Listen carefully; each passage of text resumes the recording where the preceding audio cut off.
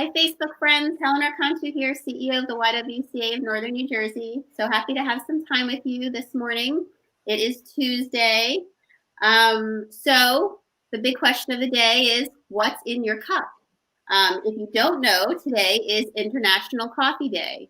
And what we love about this day is that it helps us bring attention to a very, very, very important issue. And you may not be aware of it. And that's what we love about YWTV. It's a wonderful opportunity to educate and inspire you. And we have two wonderful guests here to educate us because the chances are there's more than just cream and sugar in there. And we want to be sure that you are drinking slave-free coffee. So with that, I have the pleasure to introduce two volunteers from the New Jersey Coalition Against Human Trafficking. And we are going to talk about the realities around chronic poverty, slavery, and forced child labor for many living in third world countries working in coffee production. And you may be thinking that that's all far away and why are we talking about it? Well, we're talking about it because it does end up at your coffee cup, at your table, as part of your daily routines. And we're not sure if you're aware of it. We want to make sure that you are, because we want to make sure that people are not supporting slavery in your coffee.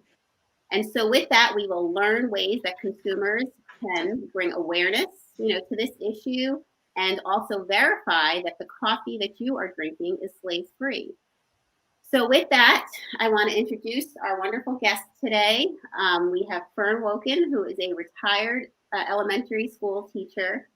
We call people retired, but what I've learned is once you're retired, you're busier than ever. And I know that we keep her very busy at the coalition. She is a retired elementary school teacher and a member of the Morris County Moms Demand Action for Gun Sense America. And she's also a member of the Morris County Democratic Committee, the LGBTQ+ caucus, and a committed volunteer for the New Jersey Coalition Against Human Trafficking since 2017. Also joining us today, and so grateful she could make the time as well, is Miriam Lefkowitz. She is a securities, compliance, and regulatory attorney here in New Jersey. And she is also, in one of her other life roles, a modern-day abolitionist who is dedicated volunteer also to the coalition and to this topic in particular. And those of you who have been watching YWTV know, if you know anything about me, I'm also very dedicated the New Jersey Coalition Against Human Trafficking. I'm the legislative co-chair of the coalition, and I believe strongly in the work that we do. And this is a wonderful conversation that we're able to have today and share with you to explain how everyone can be part of impacting change in these areas. So with that, welcome, ladies. So happy to have you with us today. Thank you, Helen. Being here. So I thought it might be nice to start for our viewers to learn a little bit, the two of you from two very different walks of life, how you both got involved with the coalition and our work, and this particular topic, what brought you here. Feel free, whoever wants to jump in first, and then we'll chat with the other as well. Miriam? Okay, Fern. Helen, thank you so much for having us today. This is such an important issue. And I know you've obviously interviewed other people from the coalition in the past, so you know how important this issue is. And just for the listeners or viewers, I guess, the ILO estimates are right now that there are approximately 25 million people in forced labor. And that's child labor. The estimates are about 150 million children up to the age of 17 are engaged in child labor.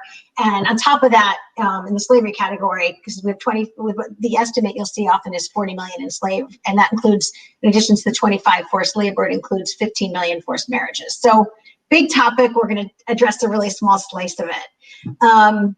But that's how things get done, one small slice at a time. So this is a great time for me to be talking about this because yesterday was Yom Kippur. And one of the things we talk about, one of the prayers, many of the prayers actually refer to leaving Egypt. It's a big part of my tradition. And Passover, we would keep retelling the story. And since when my kids were young, we talk about it, and I promise no more slavery. And you don't always tell your kids the truth, and they learn about American history, and you promise no more slavery. So this was an issue that as they got older, I wanted to demonstrate that it's an important issue and we need to do what we can. This topic is near to me because I'm a compliance and regulatory attorney, as you said. And so I know that it's very challenging for well-intentioned businesses to often track the products they want to do, to find to find out their full supply chain, excuse me. For sure, there's some bad corporate actors out there. There are a lot of indifferent corporate actors, but there are also a lot of very good companies out there that are trying to do what they need to do, and they're just having trouble enforcing it. And there are a lot of resources, and we're going to touch on a lot of them today, that companies can use, that individuals can use as consumers, also that investors can use as the rise of the ESG space. So I came to the coalition as part of a small group of committed citizens in South Orange, Maplewood, Short Hills, and Milburn, called the Slave Free Community Project. And our goal, small group, we're a little nonprofit, is to just eliminate all human trafficking and the effects of trafficking in our communities. So that means we don't want slavery in our cups, but we don't want any of our produce grown with slave labor. We certainly don't want sex trafficking in our communities. We don't want slave mined minerals in our phones. And this group has formed the backbone. It's grown under the New Jersey Coalition of Human Trafficking, but a lot of us got involved. So that's how I came to the coalition. I know you know, but I'll just share what the coalition is, which is, it's an umbrella organization that has, I think, currently 180 stakeholders, all within New Jersey, in the anti-human trafficking movement. So it's really a powerful organization, and I'm so proud that we have any role to play with it. You can join as an individual. It's also made up of nonprofits, faith-based organizations, government agencies, academics, law enforcement, and service providers. So again, predominantly it's on human trafficking and slavery in New Jersey, but also products brought in. That's a big answer to your question, how I got here. That's a great answer. Thank you, Miriam, for sharing all that. Fern, can you let us know a little bit about what brought you to the coalition? Sure. Mine's a little bit shorter, but initially I live in a small town in New Jersey, and I was reading my local paper one day back in 2017. And what I started reading was about a sex trafficking ring being broken up literally like in my backyard, in a hotel not far from where I live, quarter of a mile. And I was shocked about it. I really was shocked. I couldn't believe that there was a sex trafficking ring. I mean, I know about prostitution, but this was just a whole different ball game. And so I started Googling and looking things up, and I came across the coalition, and I joined to learn more. At the time I was still working, so I wasn't heavily involved. But last year I retired, and I decided to step in a little bit deeper, and I joined the Slave Free Commerce Committee out of a concern for children that are trafficked, that make the products that we use every day, like chocolate and coffee and electronics. So that's pretty much my simple story, but that's how I got involved with the coalition. Well, and I love how I appreciate that you both shared your experience and what drew you, because I think, as Miriam shared, the coalition is made up of, 180 plus individuals and organizations that have, come together around this issue. And each of us were kind of drawn to the work, from a different space. But, together, the power of, the coalition, the work we're doing has had a tremendous impact. So it's wonderful to see. So with that, it's International Coffee Day. So can you guys tell us a little bit about slavery in our coffee cup? Because people may not have made that connection. You mentioned chocolate. Sometimes we hear about chocolate, right? Especially around Halloween. There's usually a lot of conversations right around now about, slave-free chocolate. But can you tell us a little bit about coffee, because people may not have made that connection? Sure. So first of all, for those who don't know what forced labor or slavery is today, it occurs when individuals are compelled to provide work or service through the use of force, fraud, or coercion. This happens in the United States. It happens overseas. And victims rarely come forward to seek help because they may not be able to escape their environment. They're too vulnerable to seek assistance, and there may be language barriers as well. They may be tricked by a labor trafficker to work in an exploitive job, which may create debt bondage, where you owe your employer money just for your existence. So, and you may be under threat of violence if you report it. So that's an important distinction between unfair labor practices, which we don't really do in the coalition.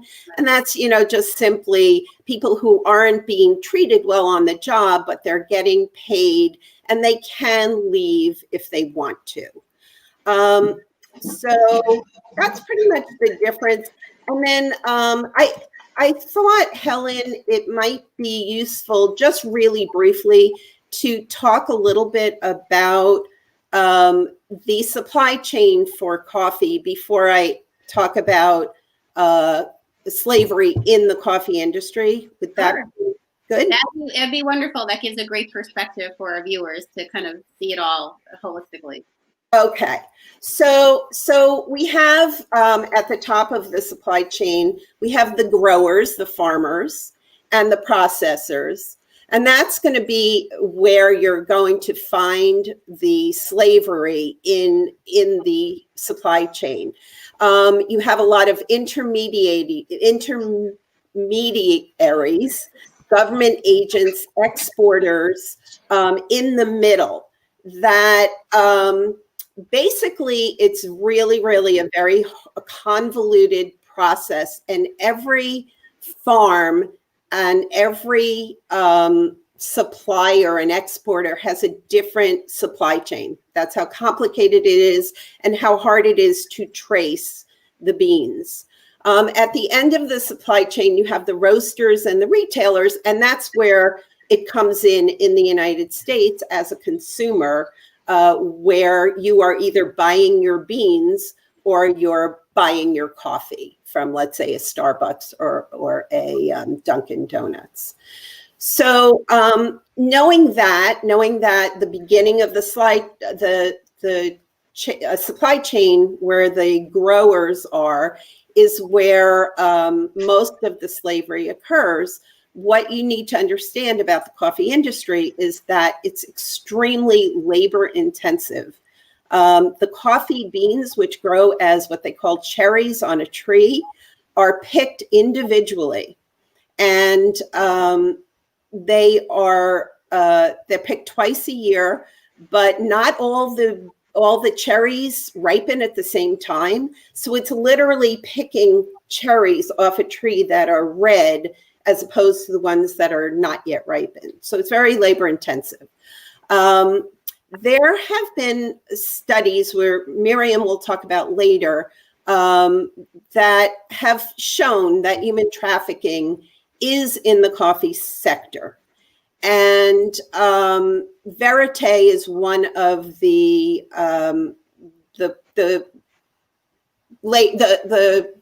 organizations that we have relied a little bit upon, and Miriam will talk about that. So we know it exists. It exists in multiple countries. I'll just name a few: Guatemala, Mexico, Brazil, and Kenya. Brazil is one of the biggest coffee producers in the world. And they also have some of the most slavery in the world. They recruit workers on large scale coffee plantations. They recruit workers via labor brokers, a practice that leaves workers vulnerable to deceptive recruitment, document retention, debt bondage, and other indicators of forced labor. So that would be like on a large scale, say in Brazil or someplace else that has large scale production. But they also have small coffee farms, for example, in Guatemala. And I don't mean to imply that all coffee farms use slave labor, because they don't. But it's very, very hard to figure out which ones do and which ones don't. The smaller coffee farms rely heavily on family labor. And that means that if someone comes to pick the cherries, they may bring their children. Their children are put to work. They're put to work to assist the family's income, to help the parents meet their production quotas, or because they simply have no place else to go during the day because they're not in school. So, it's important to note that not all coffee growers use slavery. But it's also good to know that the farmers themselves don't get paid a lot of money. So a lot of them have formed consortiums, in Guatemala anyway, that allows them to negotiate higher prices for their coffee beans and thus give their workers better wages. But a lot of coffee producers also do use slave labor. Wow, I'm so grateful for you to share all that information. That's something that I'm sure the majority of people are not even aware of, let alone thinking about, when they're drinking their coffee each day. And it's so perspective setting, for sure, to be thinking about that. Miriam, any more you'd like to share on to follow up Fern's comments? Yeah, that was great, Fern. That was really helpful. So some of those issues that Fern raised, you can follow up on. If you're interested, one of the sources, so let me be clear, Fern and I, and even the rest of us at the coalition, are not conducting on the ground research. What we're doing is we're collecting information that's out there, and I'll share some of the resources and I'll submit some later so they can be posted. If you're interested in learning about forced labor and slavery and child labor in coffee, there's so many resources out there. So one of the best resources, they're best in different ways, is the U.S. Department of Labor publishes a report under the Trafficking Victims Protection Reauthorization Act. And they have an app. You can download it on your phone. They have two apps, actually, that are worthwhile. One is called Sweat and Toil. I'll talk about that one. And the other is Comply Chain. Sweat and Toil is, it's not very deep. It doesn't go very deep, but it provides a really good overview of the countries where there are the products where there's likely to be slave labor that are sold in the U.S. and the countries where the slavery or forced labor and child labor is meant to happen. I don't know if you can see this, but I printed a couple pages from the website, and it's the same thing on your. So this is a list of the goods produced globally, right, with child labor, slave labor. Coffee is the third one on here. There are 17 countries, and I forget what year this was. I think it was 2018. But anyway, sugar and then cotton and then coffee are the agricultural products. I don't know why cocoa's not on here. I don't know about that. But in terms of the most use of forced and child labor. But if you dig in deeper, you could do that on the app. You could do it on the website. It will tell you, is it for the most part children working with their parents on family farms, which is still child labor. But I think within the forced labor and world, a lot of people think differently about that than they do with children working on large plantations, as opposed to working alongside their family on family farms, or instead of going to school. So that website will break it down for you. So that's, or that app. The other one is called Comply Chain, also by the U.S. Department of Labor. And that one gives really good definitions of, which Fern's already done, in terms of what does it mean to be forced labor, what does it mean to be child labor, and how do you build a program. But it's not going to tell you what companies you can buy from and what companies you can't buy from. But so if you want to do that, there are other ways to do that. There's some nonprofit organizations that focus on research. The Fair World Project does an excellent job. Veritas does an excellent job. And the Center for Global Development, which I'll probably talk about a little bit later, is a really well-funded organization that does a tremendous amount of research and publishes really good reports on this. One really important thing that Fern touched on is that the very small farmers have formed these cooperatives. And quite some, maybe back 20, 30, even 40, 50 years ago, the cooperatives started to do that as the larger corporations were growing and growing. And many of those cooperatives turned into what's now become the fair trade certification movement. So, you can see the progress of that. One other thing to point out is there are for-profit companies in this area as well that you can get really good information from. Either if you're looking for information as a consumer, the for-profit companies aren't necessarily going to give you all the information that you want, but they're available. I promised in the beginning there'll be information for investors, consumers, and companies. So for companies, there are consultants out there like How Good, which conducts sustainability ratings over 1 million products. Most of it's not available for free download, but they will work with companies. And then there are the ESG companies, right? So there's some environmental, social, and governance, if you're not familiar, is a big trend right now in the investing world. And it's for individual investors or corporate investors, pensions, what have you. Some issues about that now federally, but who want to invest in companies that align with their values. And so the research there can be very, very useful on which companies out there are following your value systems. So I want to thank you for resources. For those of you watching, we will be placing resources into the comments of our broadcast later today, as we're going along, and we will make sure that you have access to these websites so that you can go to the research websites as well as the websites to download the app and other options for research and just to know your coffee better and to know your products better. So we do encourage you to look them up. I mean, these apps are a very easy way to keep it on your phone, and when you're in the store, just to look it up and get some information. So these links will be noted in our comments below. So, ladies, as we're talking, and obviously today is International Coffee International Coffee Day, and so as the coalition, we use this, as an opportunity for awareness. Tell us a little bit. Obviously, we're talking about it today. What other information and activities is the coalition doing to get this information out? So yesterday, today, tomorrow, and probably even into the future, we have a social media campaign today. If you go on our website, NewJerseyHumanTrafficking.org, which is scrolling across right about on the bottom, you can see our social media ask. If you go to the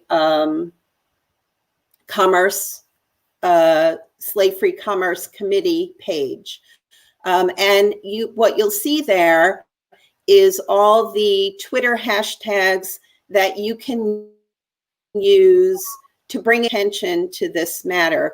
I just wanted to say, Helen, you asked earlier, why should people care about this? Which is a great question. Why should people care about this?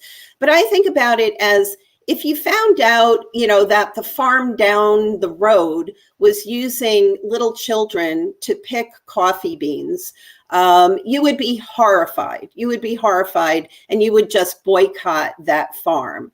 So, it's no different. The children are no different in Guatemala and Ecuador and Brazil. They're still children. So we all look at our children who are so protected and think, how can we think it's okay for other people's children to be subjected to this kind of treatment? So when you look at your coffee that you're drinking, I think it's important to think, as you said earlier, Helen, what's in the bottom of that cup? Who produced that cup for you? So back to what you asked. So we have a social media campaign. You can go on Twitter. You can tweet the photo, and you can tweet what's, do you know what's in your coffee? And there's some other tweets there that are all prepared for you. It's a cut and paste kind of thing. But you can do that, and you can even go to Dunkin' Donuts and all those companies, and you can tweet right on their page our tweets, and get some attention to this. Tell your friends to tweet. Do your due diligence to look up coffee roasters. It's not an easy thing to do. We, Miriam and I, have come to the conclusion that we can't tell you not to buy any particular product. We can't tell you to buy any particular product because it's so difficult. Some of these companies, Dunkin' Donuts, Starbucks, they do try. Miriam, can you just speak to that for a minute about the bigger companies? And yeah, I'm sure that's a question of our viewers. Still patron these places. Are they, part of the problem, or are they part of the solution? So thank you for asking. As Fern said, we have not been able to come up with a high degree of confidence to say this is completely safe. You can drink this and be entirely confident you're not supporting the slave trade industry, or you should 100% avoid those.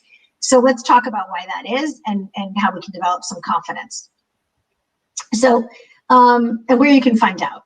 So in addition to the websites we talked about, there are some states, like California has a transparency disclosure. You won't get a lot of information there, but you can go on most of these companies' websites will link you to their California disclosure page. So that's one thing.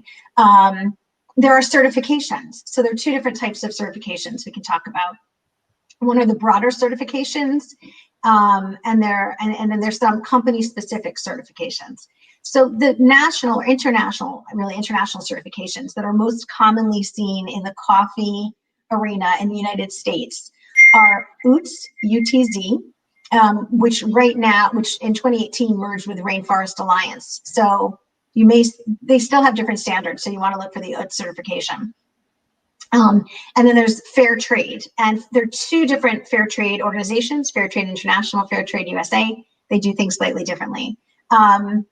So these organizations, I think, let's just be careful that when I use the term fair trade, I'm just going to talk about it as a concept as opposed to the fair trade certification, unless I specify otherwise. So fair trade really was a term that was used for many years, but didn't get defined till the early 2000s. And essentially it combines these four or five elements, which is transparency, respect, sustainable development. They focus on marginalized producers and workers, and they promote awareness. So what's important here is all of the fair trade organizations involve a lot of components that go beyond forced labor. They talk about sustainable agriculture practices, reinvestment in the community, some of them address, some have elements of organic. So you can't really find one that teases out just slavery in the coffee space, or I haven't found it yet. So as we said, originally there were groups of cooperatives that did their own certification, and then they grew into these larger organizations that have standards, they have testing or monitoring, and they have logos. So you can buy, if you see the UTZ logo or you see the Fair Trade logo, you know that the product you're buying has complied with the standards. So I'd like to say that if it complies with the standards, you can say 100% you're in good shape. You couldn't possibly have slavery in your coffee cup, right? It isn't true. And the reason for that is there's only so much testing. First of all, there are different standards, and not every entity can meet every single one every year. And they're allowed some opportunities to meet other standards, which makes sense.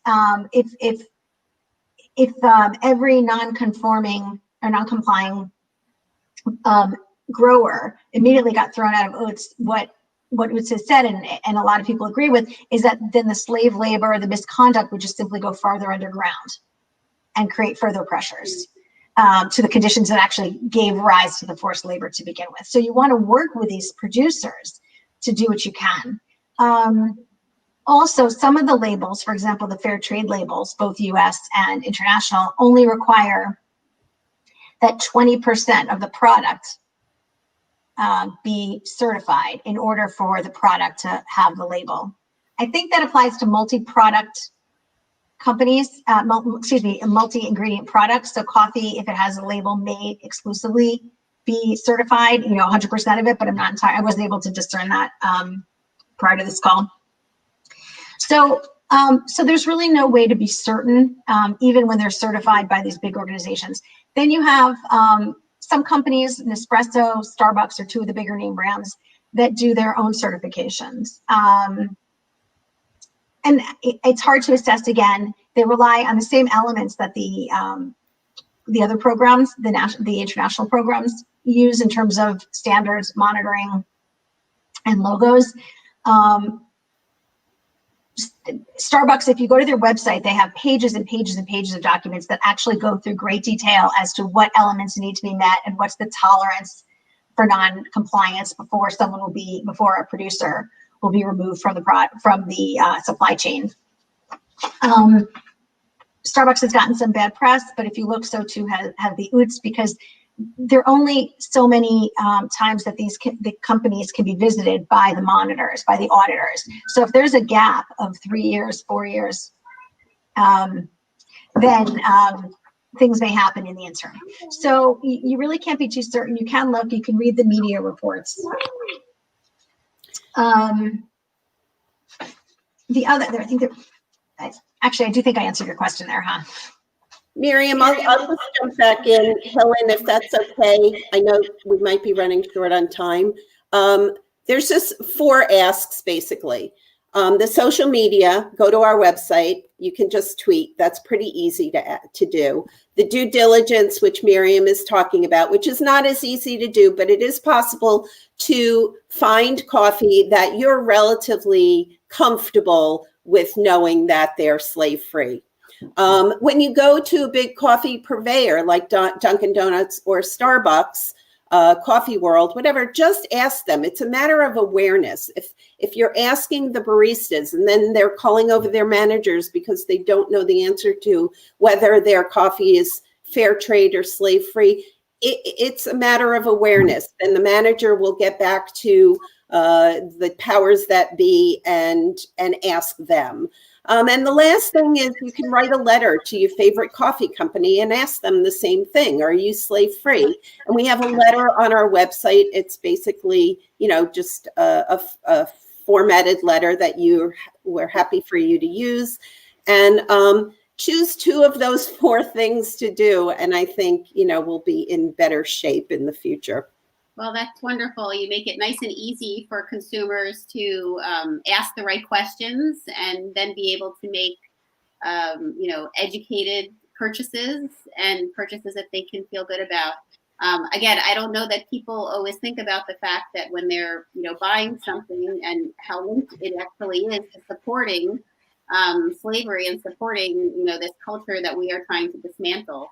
So it's wonderful that you're giving so many options and resources. We've been putting some of the resources in the comments here for everyone again, and we will continue to be adding some there. So feel free to check back later as well. We'll be putting more resources into the comments.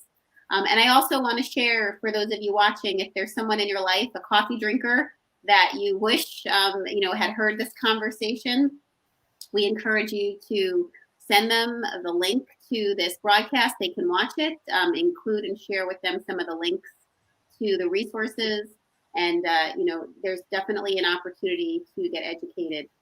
Everyone should always, sometimes you look at the magnitude of something and feel that it's out of your reach to make a difference.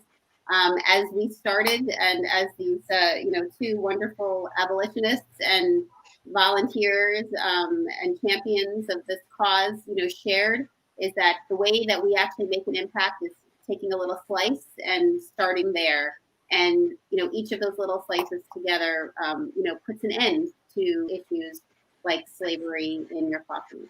So we encourage you to get more educated, to follow up on the links, go to the website, download the letter, easy to send, do a little research on what you're drinking, ask the questions, and also raise the topic with your friends. Again, part of getting people to understand the issue is just sharing it and getting it out there. It's an easy conversation to have over coffee. It's an easy conversation to have over your holiday meals. It's an easy conversation to have at the dinner table and when you're talking to friends. So, drop it in and share it. Again, now that you have the information, it's a great opportunity for you to share it with others. As we close out, Miriam and Fern, is there anything else you'd like to share? You've really given us so much information on this topic that I'm sure so many people were not even aware was an issue to begin with. I'm so happy that we could share it today on International Coffee Day so people can really be thinking about what's in their cup. If I may, we barely just scratched the surface. And I'd be remiss if I didn't just make one or two sentences, get something in here that while we're very supportive of these fair trade, and again, I use that small fair trade certifications and approaches that these companies, the approach is not without controversy. I think it's beyond the scope to get there. It's imperfect. There are some very good studies that have come out recently talking about the relative merits and who really benefits from it. So it's a very good approach. It's good as part of a universal approach. I don't think it's the only approach, but we don't have time to get into it. I just want to make sure that's clear. And again, remember, act as a consumer, but also act as an investor. Great. And I'll just say, please use our social media campaign. It's an opportunity because it's, National Coffee Day, and they're paying attention. They're offering free coffee to people. So go get your free cup of coffee wherever it's offered, but ask the question when you accept it, just ask, is this slave-free coffee? And, that will help bring awareness. You're on social media anyway. You might as well send it Exactly for a good cause. And you don't even have to think about what to say. The coalition has drafted them all for you. So we have the link in our resources for you to go find that information and just download them and send them right out there. Again, great opportunity for you to get involved and, be supporting, being part of the change that we need to see in this area. And it's not a heavy lift on your part. So we do thank you all for being engaged. And Fern and Miriam, thank you so much for your all this information and, of course, your commitment to this issue. We are so grateful to have you as volunteers in the coalition. And I do encourage everyone to look at the work of the coalition. There are so many committees and so many ways to get involved. We really, I personally have, been a member for years, but I'm part of what keeps me engaged, no matter how busy my schedule is seeing the impact that this group is having. And of course, the amazing part of it is that it is, this group of volunteers and this coalition, but that the tremendous impact that we're having on these issues. It's happening all right in your backyard, right here in New Jersey, right here in your counties. You may not realize it, but that's why it's important for you to get educated and realize that you can make a change and be part of an impact as well. And so with that, as we close out today, I hope you can join us later this week. We've got more YWTV to come. Tomorrow, we have Anthony Paradiso with us of All Things AP. And we're going to be talking about speaking your truth when you're on a job interview. As you all know, the YWCA of Northern New Jersey hosts our Next Chapter program, which is to help women get back to work. So many of us have been impacted by COVID and are looking for a job.